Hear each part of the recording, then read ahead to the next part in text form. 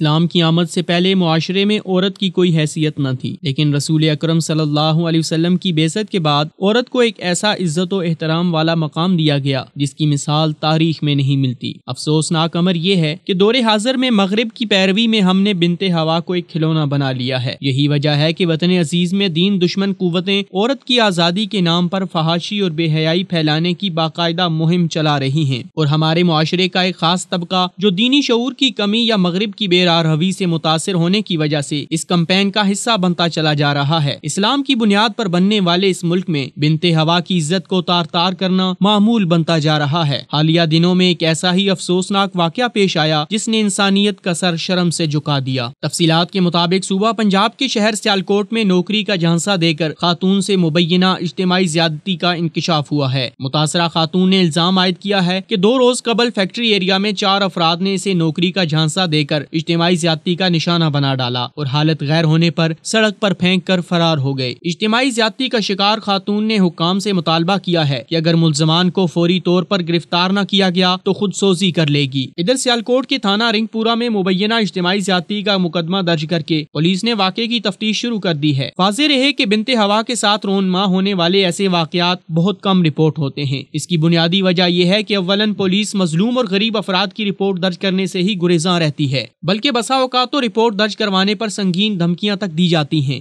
دوسری طرف اگر معاملہ عدالت تک پہنچ ہی جائے تو وہاں بھی بااثر افراد پیسہ اور اثر و رسوخ استعمال کر کے انصاف کو ہی خرید لیتے ہیں۔ اس لیے بنت ہوا کے خاندان والے مزید رسوائی سے بچنے کے لیے خاموشی میں ہی عافیت سمجھتے ہیں۔ عورت کی عزت و عفت کی حفاظت اور اس کو اسلام کے مطابق حقوق دینے کے لیے ضرورت اس امر کی ہے کہ معاشرے میں اسلامی تعلیمات اور اقدار کو اس قدر عام کیا جائے کہ اسلامی نظریے کی بنیاد پر بننے والے ملک پاکستان کا ہر نوجوان ہوا کی بیٹی کی عزت و عفت کا محافظ بنے، کیونکہ قرآن کریم میں بھی واضح حکم ہے قل للمؤمنین یغضوا من ابصارهم ويحفظوا فروجهم ذلك ازکى لهم ان اللہ خبیر بما یصنعون۔